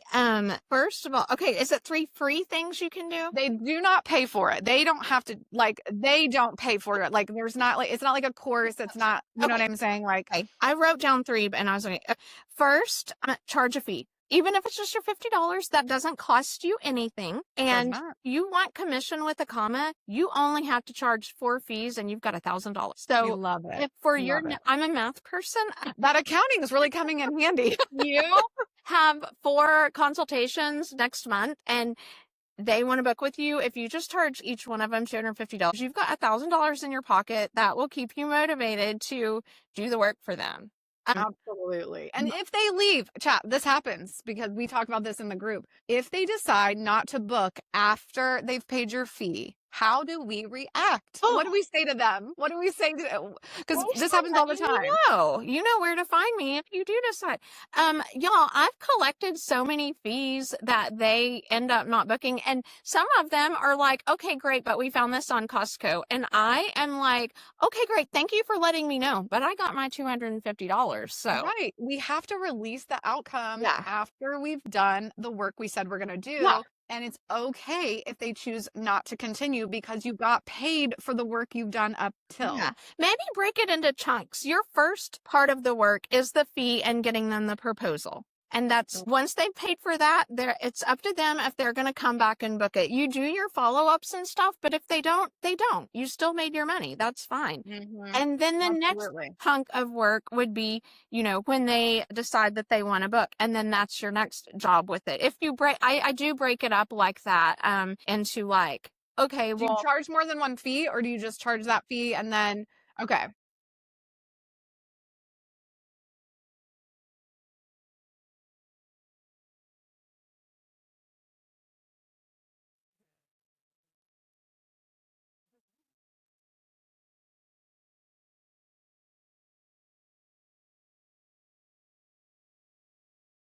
And it's not personal, guys. It's just not clicking with them. And that's not the same thing as taking it personally. And honestly, the last one that this happened, it did click because he said, we love this resort, but we found it on Costco. We're going to use our Costco card and get cash back. And I was like, you know what? Great. That's great. Like, I'm glad you found that deal, because I got paid for the hour of work I did setting on the call and putting together their proposal. So that work is paid and done. And then, when they come back, I do all the work for the trip and the servicing them through the trip and afterwards. And that's where you get paid your commission. So if you just think, they hired me to give them a proposal, I gave them their proposal. What they do with it is up to them. And then you don't make it so hard.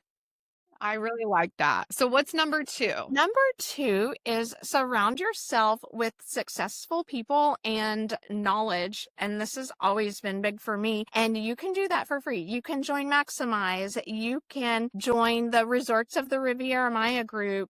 Because we love Lori. You're dabbling in AIs. You can binge Marcie's podcast. Another podcast I love is Teak Talks, but I like their older ones. Their newest ones, not so much. Look for the ones, they have a series that's like, what would we do differently if we were starting over? And then there's... Ooh, I love that. That's such a great idea that I'm not going to steal.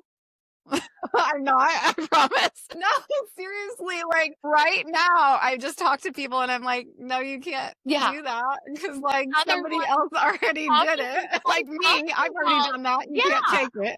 I literally have the most bizarre conversations when people are like, I love this idea. I'm going to do the exact same thing. And I'm like, no, you can't do that. Yeah, we have. But that's amazing for Teak that they have that. And then there's another older podcast that talks about working with the BDM, and they're talking about their work they did with Classic and how they built their business on Classic. She started out just selling itineraries and then started booking travel. So she talks about how she did that with a full-time job and just working at night with Classic. And then they have one where it's all about insurance and how you can't, like, there's a lot of rules you need to know, and that is very informative. They interview someone in the insurance, and then there's one kind of recently about flights that you need to do, and then you need to take Marcie's air course which isn't free, but is definitely worth taking. However, here's what you just said, something else that they can do for free within that. You can surround yourself with people that know stuff about this business, and that is your BDMs.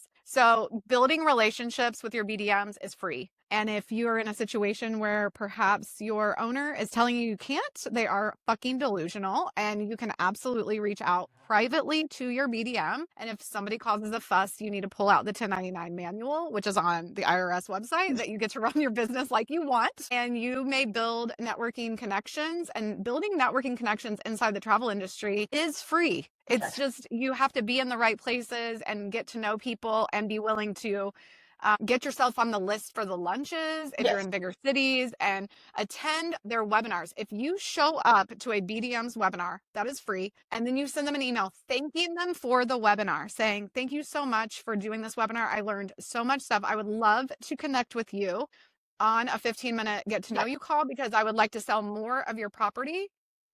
They are going to fucking call you. They do. And that is free. They do. I went to a free luncheon here, and lots of areas don't have free luncheons. You know what? Yeah. If you're selling all-inclusives, connect with your AIC rep. They are fantastic, or mine have been fantastic, which is the Hard Rock, Unico, and Ava.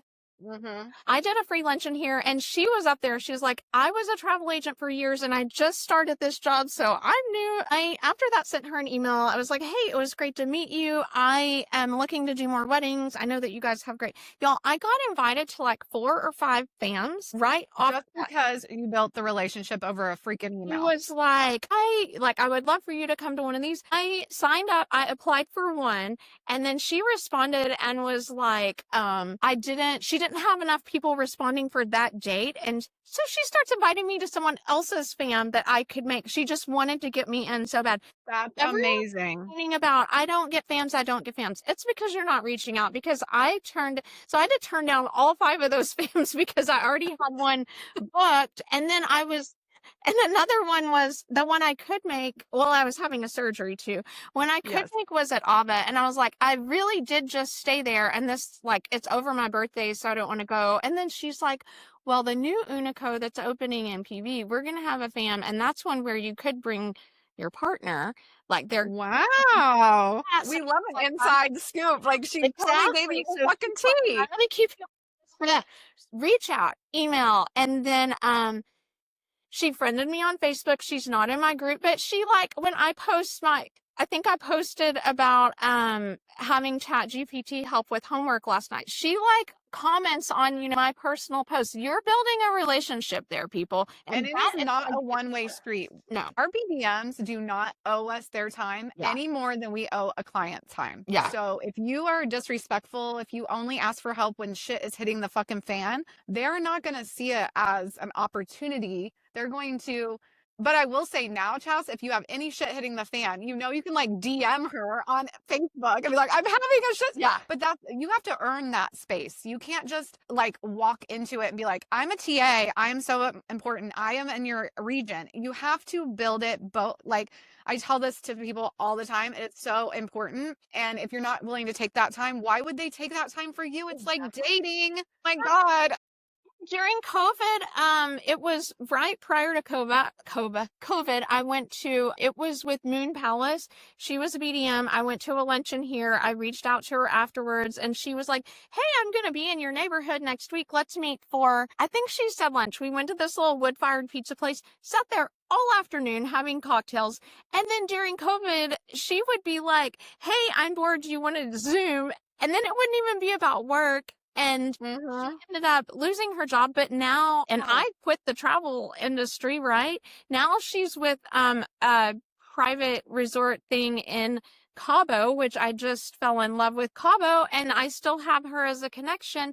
You just have to, it's like building a friendship. And yes, there are, and the BDMs are usually in a certain age range where you can really connect if you are willing to take that time, and just they want to give you that time, but they don't have time for all the bullshit. So if you're bringing bullshit to them, keep that in mind too. Like, we don't like it when our clients just make their shit our shit. Like, it's just be respectful, because it does build lots of, I love my Sandals BDM. I'm obsessed with her. She lives right down the road from me. We get to hang out, and I am not really selling travel as much as I used to, but she is like, no. And she wants to get me on a fam so bad, girl. And I'm like, I do not fam. Don't fam. But I will maybe go to St. Vincent if you ever take a guest. Exactly. Let's do it, girl. But I mean, we talk to each other like this. Relationship. Yeah. Yes. You want your clients, so think of it as we're the client of the BDM. Interact with them how you would like your clients to be with you. Like, I would like if my client tagged me on Facebook because I did something great. Just like your BDM would love if you were like, oh my gosh, so I had a little snag at Hard Rock and Rachel was on that, like, treat them like you want to be treated. And exactly. And also just like share the love. Like you were saying, like if they are really good, but maybe like not in that, like, for example, like my girl's so amazing. And I'm always like, okay, how do we make sure that everybody's getting this experience? Like, what can the agents do?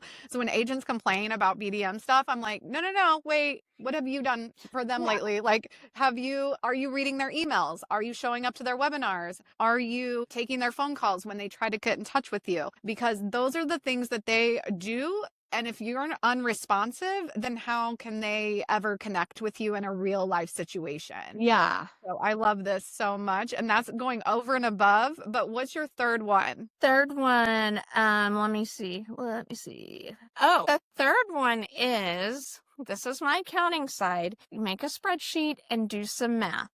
If Make you're a spreadsheet, do some math. if you're at a 70% or low, you shouldn't ever be lower than 70%. 70. I would personally not do a 70% commission split. Me either. Once. That was a host I was with in between these last two. I'm at 90% now.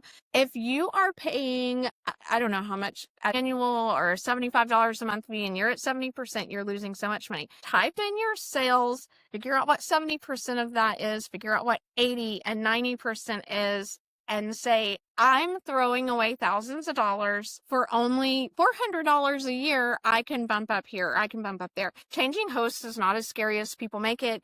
Y'all, it's a business decision. I'm actually going to do a step by step. I just put it on my list of resources I'm going to create, and I'm going to give it away. Good. So I'm going to teach everyone how to transition. It is a pain in the ass, but it's not scary. It's not.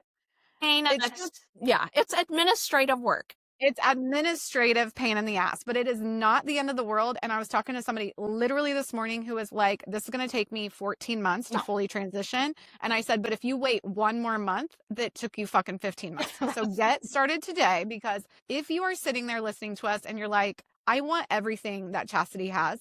She has done every damn thing I have ever said to do. And I'm just getting goosebumps because I know how far you have come in such a short time, like blowing it out of the water now. And it is because she has taken the time to run the numbers, get her system set up, and calendar control, like 100%. Like, of course, charge the fees and level up your spend and all that. But at the end of the day, if you want to make real money and have the business you want, she's not wrong. Yeah. Get out of the 70%. Definitely get the fuck away from the 60 and 50%. Like, what is even that about? And y'all, that's ridiculous. I am not mean. I can be direct. If you need help running numbers, send me a message on Facebook. It takes me 4 seconds and I will do it for you. I've done it for a couple other people. And changing hosts is a business decision. It's like just leaving a corporate job. Some of these hosts take it way too personally. Like, I think it's probably again not about the small. It's them. It's like dating. It's not about that. It's about you as the agent. Yes. And when you're leaving and your host is making it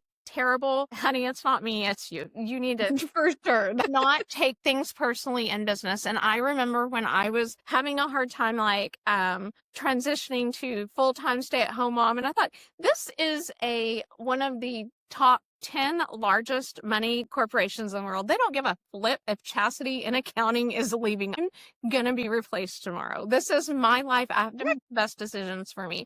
And if the host agency wants to cut you off, they're just gonna fucking cut you off. They're gonna let you go. They're gonna give you.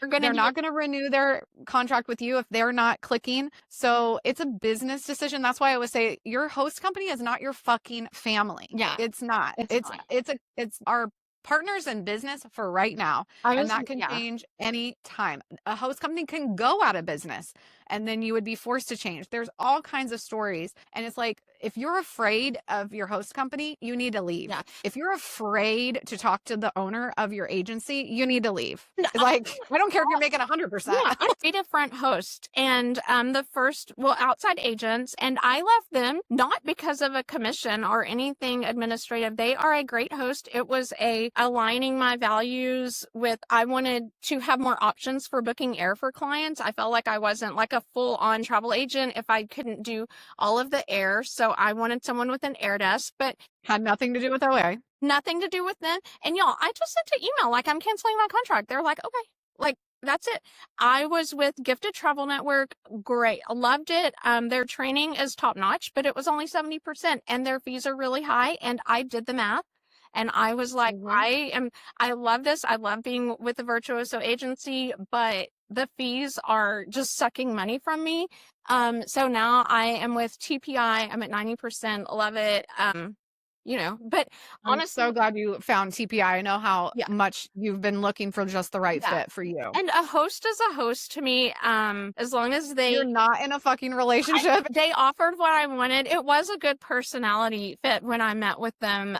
But I interviewed like several, and some of them were, oh, this would be a great fit, but they're out of my league. Some of them, it would be a great fit, but I'm out of their league. And that's not because my sales were high or anything. It was just a different personality level that I wanted to be with. And I had told Marcie ahead of time that I don't want to talk about this, but I know she was impressed with it. And y'all, I work maybe 20 hours a week. I did the math back around, I don't know, beginning of the year, because I wanted to make 6 figures this year. So between part-time accounting and part-time travel agent, I set up like my goal, what I need to make each month to make 6 figures as a single I'm person. so excited for you. And I'm so excited you talked about it.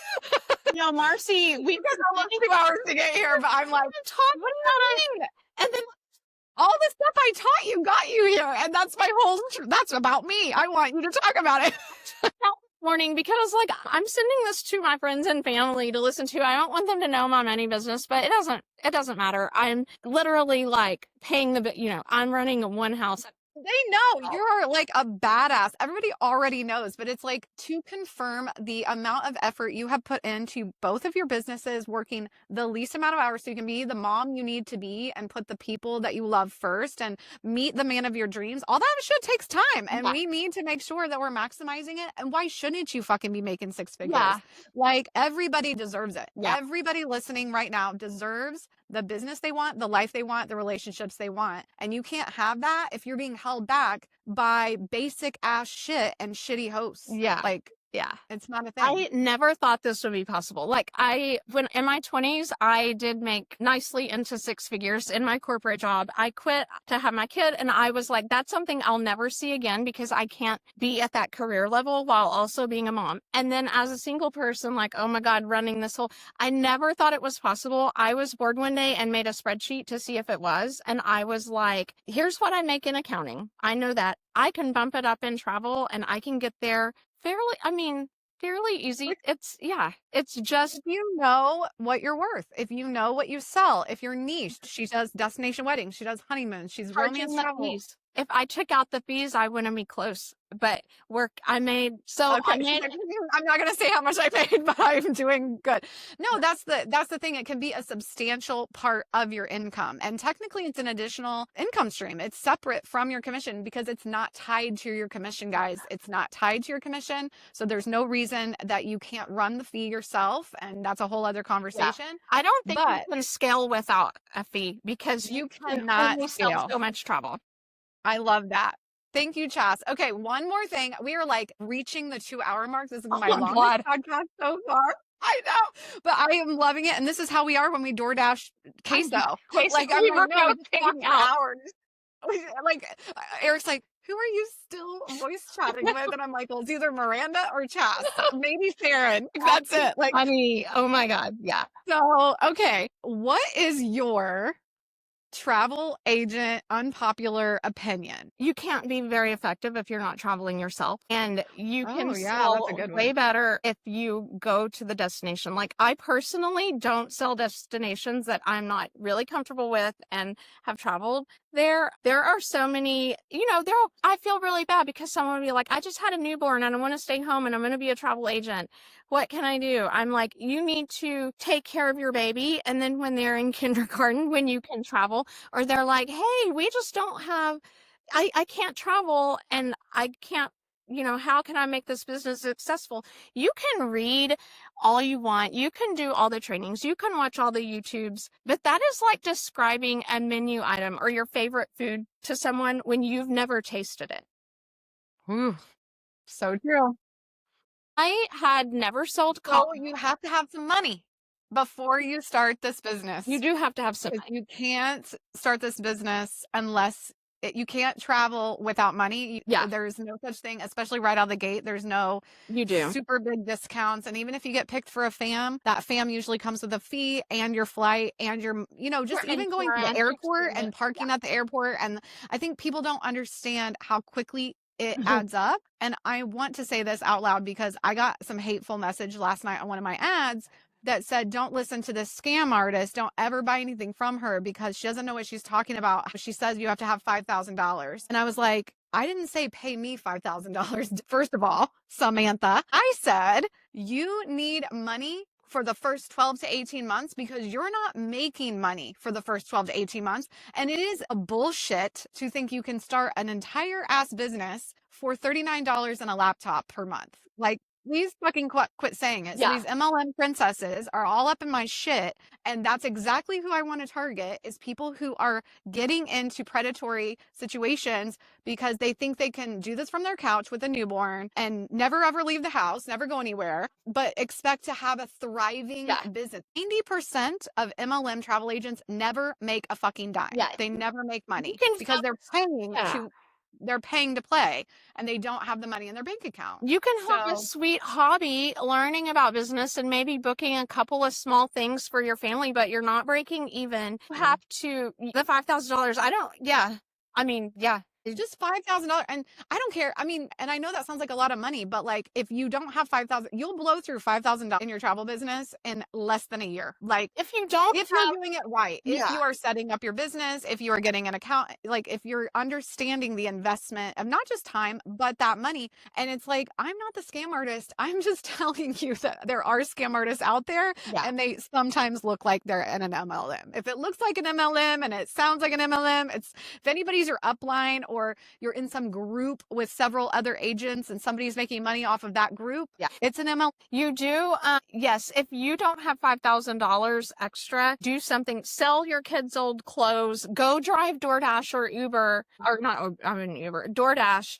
No Ubers. We're not Ubering as women, but guy who would just sign up to do DoorDash on like football days and make a whole bunch of money while there's a football game because everyone orders their food and wings. Save up. Do some getting a divorce and not having a job other than like 2 bookkeeping clients. I was scared shitless. And then when they said, you don't get money until things get straightened out with your divorce, I'm like, oh my God, like I get half the assets, but I don't get them until it's final. I was like, what? Like in my head, what am I going to do if I can't pay the bills? And I was like, I would have driven DoorDash. My thing was like, go get a job as a bartender at a high-end restaurant. Oh, for sure. That's what I did when I first started. I was a barista at Starbucks. Like I worked 4 a.m. I would go in at 4. I would open up the store. Oh yeah, girl. I work the fucking drive-through. And that was when they cash tipped you out at the end of every week. And like, it was awesome. And we would I was wrap around the building Starbucks. It was like crazy. I would get off at noon. I would come home. I would do a few hours of travel. And then for a time, I also was serving and bartending. So, I mean, it's a hustle. Like that part was a hustle for me back then. And I don't necessarily think you have to do all that now, but if you do not have money and you make a mistake or you want to invest in something or you want to go on a fam, like where's that money coming from? And if you mix your personal and business, as Chasity will tell you, don't fucking mix your personal and business money. And that's the case with any business. You can't start a legitimate business with nothing. Even if you're signing up for one of the direct sales, you have to have your money to start it. And then even so, me as an accountant, I paid, I have a degree, but if I didn't and I wanted bookkeeping clients, I would have paid $5,000 for training.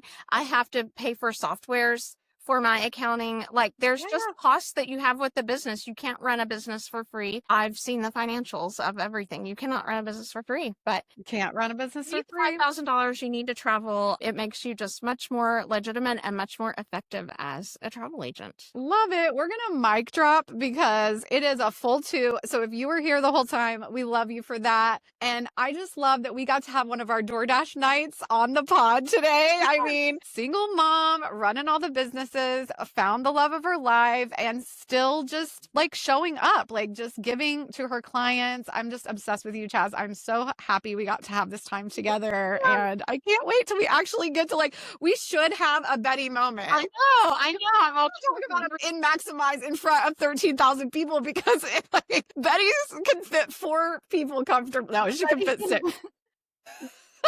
Us, Jude and Georgia. That's all we. Like, yes, like for sure. Like a little girls weekend, we could absolutely do that. But if you want to connect with Chasity outside of this, she's Luxury Travel by Chasity, which I love the basic, simple, straightforward name. And we're going to put all her links and all her ways to get in touch, her group. TAs, don't try to join Chastity's group because she follows the rules. But otherwise, you know, you can connect with her if you have a little accounting question and anything else. So we love how guys. Thank you so much for listening today. And Chas, thank you. Okay, thank you. Bye. Bye. That's a wrap on today's episode, friend. Thanks for hanging out with me again on the No BS Travel Advisor podcast. I hope you're leaving this episode feeling fired up, inspired, and ready to take back control of your business. And let's be honest, your fucking life. If today's episode hit home, do me a favor and share it with your fellow travel advisors who need to hear this. And don't forget to leave a review. Your support means the world and helps me reach more badass advisors like you. And hey, if you've got a story to share or some no BS advice of your own, you've taken a course or two of mine, maybe you've been a coaching client, I want to hear from you. Head to my website to apply to be a guest. I'd love to feature you on an upcoming episode. Until then, you fucking got this. Keep being bold, keep being unapologetic, and keep building the business you fucking deserve. This is Marcie Muensterman signing off with zero fluff and a whole lot of heart.